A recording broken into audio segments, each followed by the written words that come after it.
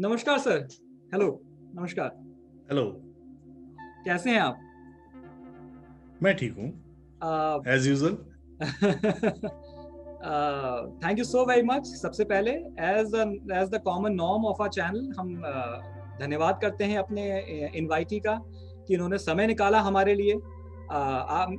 मैं जानता हूँ कि आप बहुत कुछ कह सकते हैं, लेकिन मैं फिर भी सच्चे दिल से अपनी पूरी टीम की तरफ से on behalf of the entire team of the drawing house I really thank you कि आपने हमारे लिए समय निकाला है और आप आज यहाँ पे आए हैं। नहीं भाई, मैं आपकी टीम को भी थैंक्स कहता हूँ कि जो लोग मेहनत कर रहे हैं और मतलब कम से कम हमारे जैसे लोगों को भी खोज लेते हैं। यही मकसद है इस चैनल का, खोज निकालें। जो हम टेलीविजन पे या इंटरनेट पे देखते हैं वो शायद 2% भी नहीं होता है। देयर आर वीडियोस जिसमें comic collectors, avid comic collectors, जो कि कुछ नहीं तो करीब 15-20 सालों से कलेक्ट कर रहे हैं, उससे भी ज्यादा, उनको भी दिखाया जाता है। लेकिन फिर भी इतनी बड़ी पॉपुलेशन है कि कई लोगों के चेहरे, कई लोगों के नाम कहीं ना कहीं श्योर। छुपे हुए होते हैं। तो ये एक प्रयास है सर, एक प्रयास है कि हम ला सकें। नहीं, मुझे याद है मैं कि इस बात के लिए बधाई देता हूँ कि एक प्रयास कोशिश की गई और अभी तक तो सफल होता दिख रहा है। बहुत बहुत धन्यवाद आपका, बहुत बहुत धन्यवाद। So let's get started with the questions now. हम शुरुआत श्योर। करते हैं।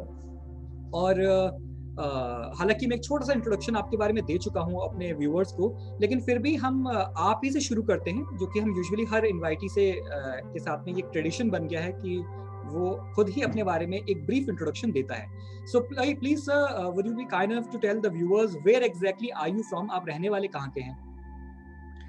वेल, अगर रहने वाले की बात की जाए तो आई बिलोंग टू इलाहाबाद, लेकिन 81 में नौकरी की वजह से जो इलाहाबाद छूटा तो एक तरीके से छूट ही गया।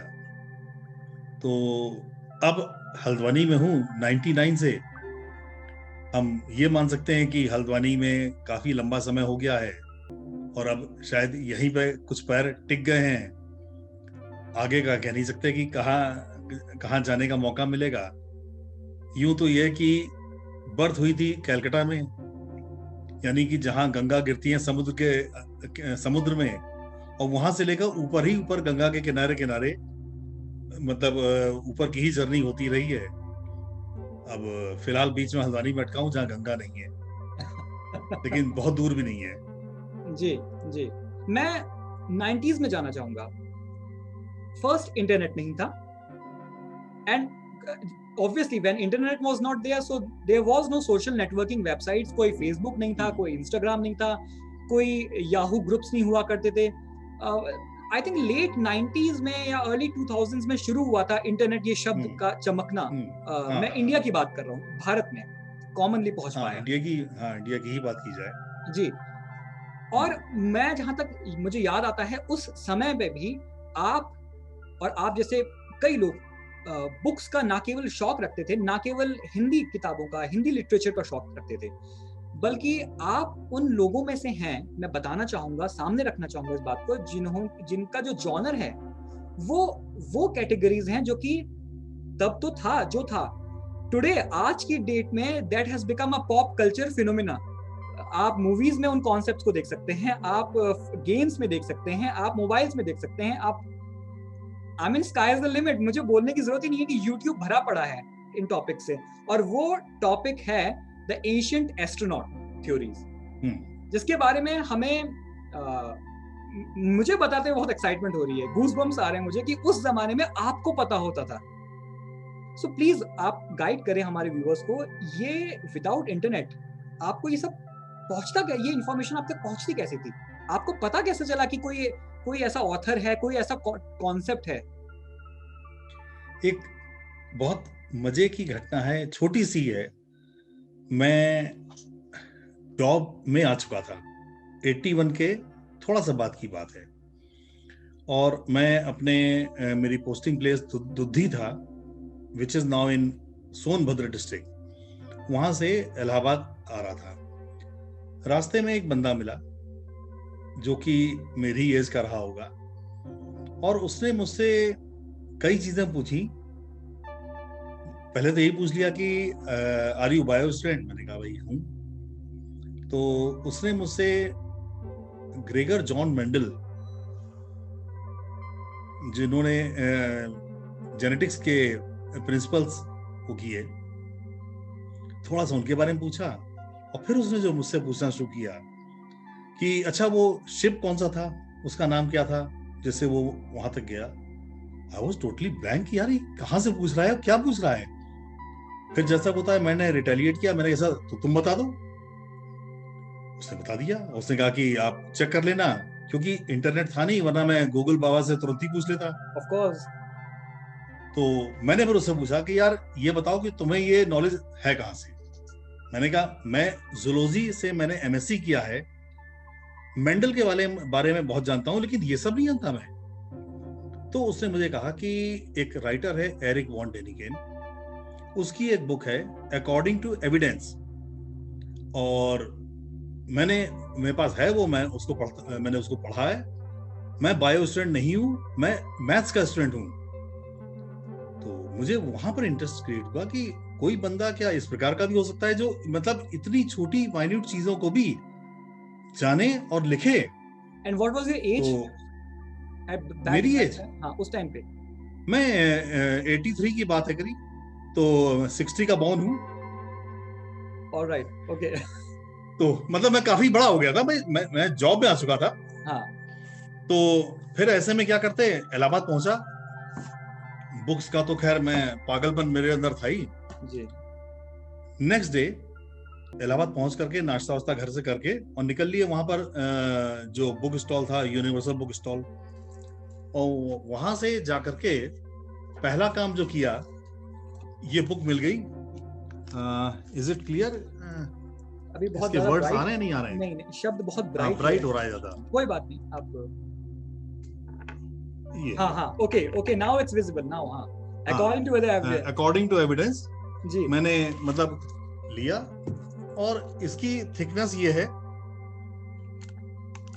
और मुझे ये बुक इतनी पसंद आई कि फिर मुझे लगा कि भाई इस राइटर के पीछे पड़ जाना चाहिए। और एक और इंटरेस्टिंग चीज बताऊं, जब मेरी मैरिज हुई तो मैंने अपनी श्रीमती जी को भी, जो इन्होंने कहा कि यहाँ घर में बोर होते हैं, तो मैंने यही बुक पकड़ाई थी उनको कि लो भाई इसको पढ़ना। क्योंकि मुझे लगा कि बहुत इंटरेस्टिंग है, तो इनको भी इंटरेस्टिंग लगेगी। लेकिन अनफॉर्चुनेटली ऐसा नहीं हुआ। मतलब तब मुझे लगा कि भाई हम दो लोग हैं, डिफरेंट हैं, मेरी अपने इंटरेस्ट अलग हैं, उनके इंटरेस्ट अलग हैं। तो एक मतलब जो मुझे बहुत ही इंटरेस्टिंग लगी वो उनको कोई खास नहीं लगी। उन्होंने 3-4 पेज ही पढ़े आज तक जिंदगी में जी, और फिर उन्होंने मुझको उसको सब कुछ वापस कर दिया। और ये बुक थी according to the evidence. It was the first book according to evidence. फिर इसके बाद में मैं पीछे पड़ गया, तो मैंने इसकी फर्स्ट बुक जो थी chariots of gods. Yes of course. और वही बात है कि मैंने जो बुक्स के कबाड़ी हुआ करते हैं, जो कबाड़ के में बुक्स बेचते हैं, मेरा सर्च प्लेस रहा। वहां से भी, और जो बुक स्टॉल में जो उनके होता है ना कि एक आध अलमारी में वो रख देते हैं कि यहाँ कोई nobody goes and search for the books, उन जगहों पर मुझे बहुत सारी किताबें अपनी इंटरेस्ट की मिलती रही। उस जमाने में ऐसे ही था कि किसी और ने बता दिया कि ऐसा ये बुक बहुत अच्छी है। ऐसे ही एक और बुक, लेकिन ये एरिक वॉन डेनिकेन की तो नहीं थी, ये बड हॉकिंस की बुक है, which is called Sight Unseen. Sight Unseen. Okay, Sight Unseen. I have been searching for this book for a very long time. मुझे नहीं मिल रही है अभी भी। आउट ऑफ स्टॉक हो जाती है। ये भी आउट ऑफ प्रिंट है। ये भी आउट ऑफ प्रिंट है। और अब इसमें क्या है कि मिसिंग टाइम के ऊपर बहुत कुछ बताया हुआ है जी। मिसिंग टाइम से सेंस ये है कि तुमको बहुत बार लगता होगा कि टाइम बड़ा धीरे पास हो रहा है, okay, if you are waiting for somebody, लेकिन कभी कभी लगता है कि टाइम कुछ बड़ी जल्दी निकल गया और हम थे कहां। तो उस चीज के ऊपर ये बुक है। आप सपोज आप कहीं गए और जाते जाते रास्ते चलते चलते आपको लगा कि अभी तो मुश्किल से 15 मिनट हुआ होगा, लेकिन आप घड़ी देख रहे हैं तो लगता है कि 2 घंटे से भी ऊपर निकल गया है। Please for the sake of this video एक बार आप इंट्रोडक्शन दें, what exactly is ancient astronaut theory. Actually ये चीज है कि हमारे इसी अर्थ पे बहुत सी ऐसी चीजें और बहुत एंशियंट हैं जो आज हम नहीं बना पाते या बना नहीं सकते, आज के दौर में भी इतना एडवांस टेक्नोलॉजी से भी। जस्ट फॉर एग्जांपल, इजिप्ट के पिरामिड्स। इजिप्ट के पिरामिड्स की जो 4 वॉल्स हैं, मैं चैलेंज करता हूं जो आपका घर बना है उसकी लंबाई चौड़ाई अगर एग्जैक्टली नाप ली जाए तो दोनों चौड़ाई बराबर होनी चाहिए, दोनों लंबाई बराबर होनी चाहिए। ऐसा नहीं हो पाता आज के जमाने में भी। सब कुछ आपके पास है, नापने के सारी तरीके आए, लेकिन जो इजिप्ट के पिरामिड हैं उनमें लंबाई और चौड़ाई में डिफरेंस हार्डली 1 सेंटीमीटर से 2 सेंटीमीटर है केवल। और इतना ही नहीं, वो जो ऐसे करके ऊपर जाके मिलते हैं वो एंगल 104.4 है। अगर इस एंगल पे नहीं मिलेंगे तो कोलैप्स कर जाएगा। अमेजिंग। अब ये सोचिए कि उस और इतने बड़े बड़े ब्लॉक्स हैं वो। मैं तो अभी तक इजिप्ट नहीं जा पाया हूं, और फिर ये कि आफ्टर रिटायरमेंट ये कोरोना ने घर में बैठा दिया है। जरूर चाहूंगा कि कभी जाऊंगा तो देखूंगा, और मैं कहूंगा तुम भी जाना तो देखना।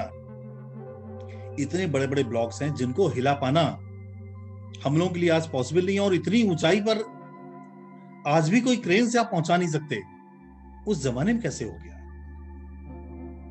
तो ये माना गया कि इन सभी लोगों को कहीं से कोई हेल्प मिली,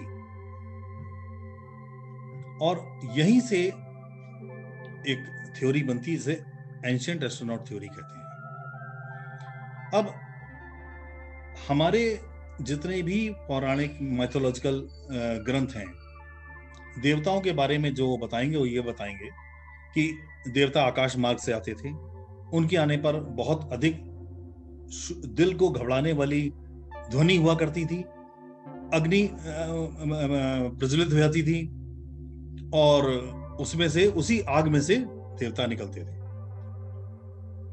अगर इसको आज के परिदृश्य में देखिए तो क्या ये किसी रॉकेट के उतरने का वर्णन नहीं प्रतीत होता? एंड नॉट ओनली दिस, यही चीज का वर्णन लगभग वर्ल्ड में हर साहित्य में मिलता है, जो भी एंशिएंट साहित्य है। और इसी चीज को पकड़ा एरिक वॉन डेनिकेन ने। बंदा वैसे तो स्विट्जरलैंड का है और उसकी लैंग्वेज भी इंग्लिश नहीं है।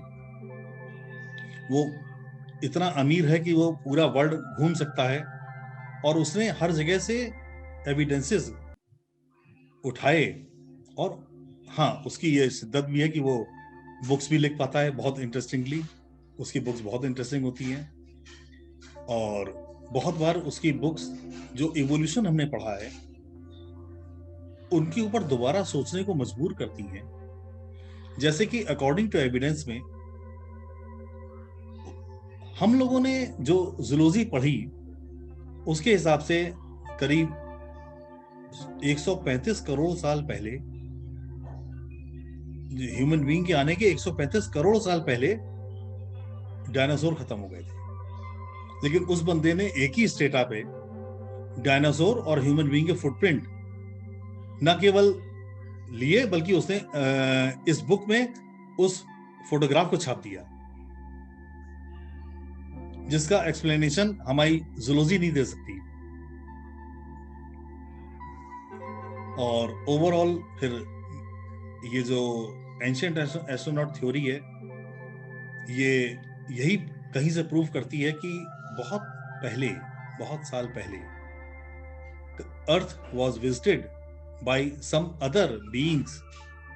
दे were of course the aliens. इसी चीज पर एक किताब और भी है, द साइरस मिस्ट्री।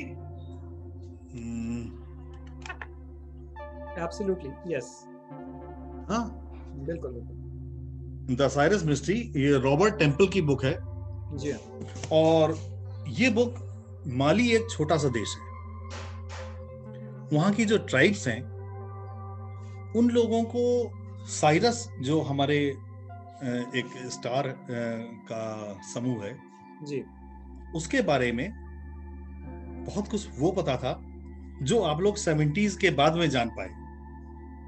उनको कैसे पता था कि ये एक नहीं 2 स्टार हैं, इनकी मूवमेंट ऐसा है, वो सब कुछ जानते थे और कहते थे कि वहां से लोग आए थे, उन्होंने बताया। ये मतलब फिर इस बंदे ने इस चीज को किया और एक इतनी मोटी, इतनी थिक बुक लिख डाली। और ये बुक हमारे मेरे सीनियर थे, मेरे बॉस थे, वो बैंगलोर जब जा रहे थे तो मैंने उनसे बहुत बहुत रिक्वेस्ट की और उन्होंने मुझको ये बैंगलोर से ये बुक ला करके दी थी। अब बताइए ये बुक कितनी कीमती हुई मेरे लिए। जी बिल्कुल बिल्कुल। बुक कलेक्शन में एक ये भी है कि बुक्स के संग जो इमोशन आपका बनता है, जी बिल्कुल, वो इंटरनेट से डाउन की हुई बुक के संग बिल्कुल नहीं बनता। जब हम बात करते हैं ऐसी बुक्स की जिसमें हम कह रहे हैं, और आज की डेट में तो जैसे मैंने बोला कि पॉप कल्चर फिनोमेना हो चुका है कि it's cool to talk about these things, it's cool कि हाँ भाई कोई और उतरा होगा वहां से। लेकिन जब हम ये कह रहे हैं तो हम अपने गॉड्स को भी डिफाइन कर रहे हैं that may be they were some extraterrestrials. ये एक अच्छे खासे बड़े गुट को, एक समुदाय को ऑफेंड करने के लिए बहुत अच्छा माध्यम है। हो गया ऑफेंड वो। अरे तुम ऐसे कह रहे हो। एज अ रीडर भी मैं जहां तक समझता हूँ आपको हर कोई पसंद नहीं करता होगा आपकी ये बुक्स की, अरे ये क्या क्या बकवास है। कहाँ पसंद करता है तो मेरी बीवी नहीं पसंद करती। Don't you feel a psychological struggle with in you कि वाकई में एक समय पे आप सोचे कि क्या वाकई में हम इस थ्योरी को कंप्लीटली मानना शुरू कर दें, as a reader as a fan से आगे बढ़े, हम वाकई इसके बारे में रिसर्च शुरू करें। और ये हम ही नहीं, ऐसे हजारों लोग होते हैं। नहीं, क्या ये आपको मैं चाहता हूं और इसके ऊपर इंटरनेट पर अब तो देख लिया मैंने, बहुत कुछ कहा जा चुका है, बहुत बुक्स लिखी जा चुकी हैं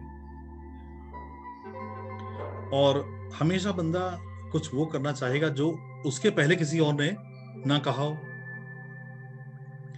लेकिन उसके लिए कोई रास्ता या जरिया नहीं मिलता।